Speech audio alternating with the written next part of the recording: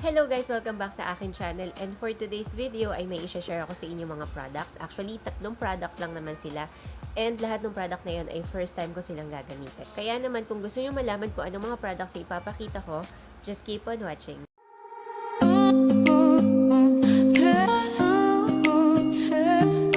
Gusto ko i-share sa inyo yung mga products na nabili ko, and most of the products ay locally available. Meron sa Shopee, meron sa Lazada. Basta marami nagbebenta nito. Mag-start tayo with my first product. Ito nga si SKINCERITY. And this rejuvenating set sells for 450 pesos. First time ko siyang gagamitin. And ang dami ko nakitang magaganda reviews. Nakabox yung kanyang packaging. Napaka-slick nung itsura or napaka-girly-girly nung itsura kasi super pink lang siya. Dito sa isang box, meron siyang 4 na product sa loob. So, iisa-isahin natin siya. So, first, ang kukunin ko ay itong aking Rejuvenating Facial Wash. Ito si Rejuvenating Facial Wash. Itong kanilang facial wash ay 60 ml. Medyo may kaliitan pero siguro depende na lang din kung gaano mo siya karaming gamitin pag naghihilamos ka. And yung kanyang packaging, nakalagay dito lahat ng details na gusto mong malaman. Direction, ingredients, manufacturing date, meron din sila. Medyo mabasa-basa siya kasi nilalagay ko siya sa ref. Pang 3rd day ko na siyang ginagamit ngayon. And next naman natin is yung kanya rejuvenating toner. 60 ml din siya. May direction, ingredients, and yung manufacturing date. Same lang siya nung packaging ng ating facial foam. And next naman natin is yung kanilang rejuvenating serum. And this one is 30 ml. Same packaging with the 2 products. Maganda siya sa face kasi hindi siya malagkit. And they also have sunscreen protection, and this one is SPF 60. Maganda rin yung yung packaging niya. So far, okay naman siya sa face ko. And sa unang apply ko kasi wala akong masyadong na-feel na mahapde. Pang 3rd day ko na siya ngayon, nararamdaman ko na medyo may hapdin na dun sa aking face. And medyo nagbabalat na ako dito sa part na to. Ayan, meron akong mga tiny bumps dyan, and nadadry na niya yung iba. Yan. Itatry ko siya for 7 days, and bibigyan ko kayo ng update doon sa aking rejuvenating set from SKINCERITY. Pasensya na kayo, nagbabaroy ilong ko. Meron akong allergy. Every night, nag-allergy ako. Hihirapan akong huminga, lalo na pag nasa AC. Mag-comment nga kayo kung ano yung ginagamit nyo, kung meron din kayo rhinitis. Comment kayo kung ano pwede kong spray or inhaler. Ay, ano tawag doon? Yung ganun, yung sa, parang yung Vicks. Kailangan ko doon. Ito yung kanilang milky white soap with snail extract 10 times whitening. Whip soap siya. Alam ko familiar kayo doon sa mga whip soap na naunang lumabas. Yung sa snail, Shurva Ek, hindi ko sure ko ano yung brand. Snail white yata. Ayun, snail white.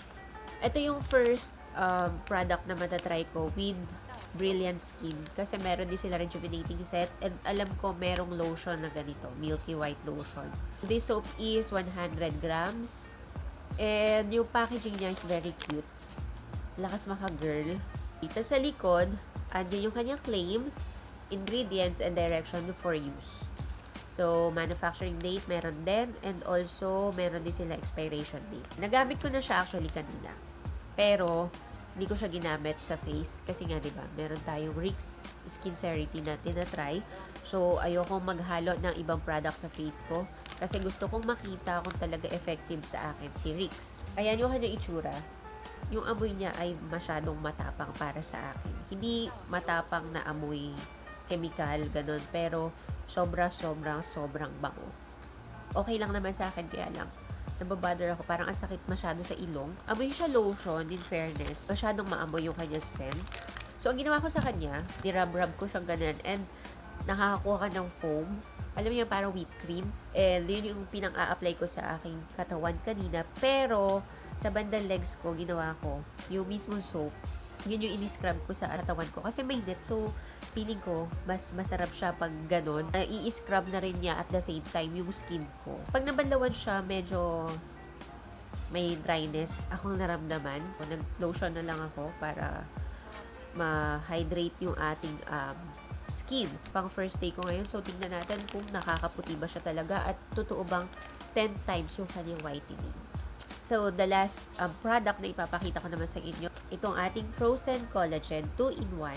And yung kanyang whitening ay times 10 din. So, this one sells for 400 pesos. Kanyang packaging is ito, plastic, and yung may opening siya dito. Ayan. This Frozen Collagen is made in Thailand. This collagen has 60 capsules. Kung mauubos mo yung 60 capsules ng collagen nila, 9,000 milligrams yung kanilang collagen. And then, the glutathione is 3,000 milligrams. And meron siyang iba't ibang ingredients. Pero ang top 3 dito sa ingredients niya ay yung collagen, glutathione, and vitamin C. Overall, they have 500 something na milligrams sa isang capsule. Maraming klase yung collagen. Meron silang frozen collagen, detox collagen, and laser na collagen. Tama ba? And meron silang vitamin C. Yun, hindi ko pa nakita doon sa binilan ko kung meron. Pero parang it sells for 400 pesos din at 350 pesos. Nabasa ko sa kanila na kailangan mag-avoid ka if you're smoking, and also kung ikaw ay umiinom. Mas mainam na i-avoid siya para siguro mas makita mo yung effectivity ng frozen collagen. Parang mapipilitan akong hindi mag-soju for 30 days. Pero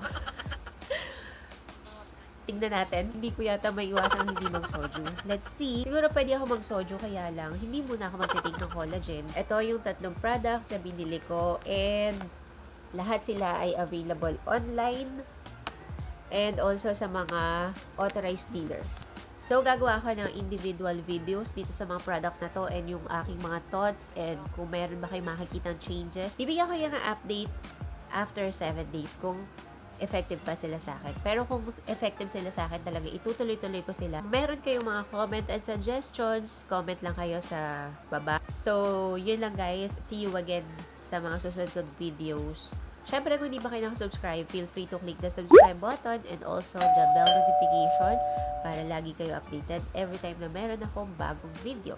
So, yun lang guys, and thank you for watching.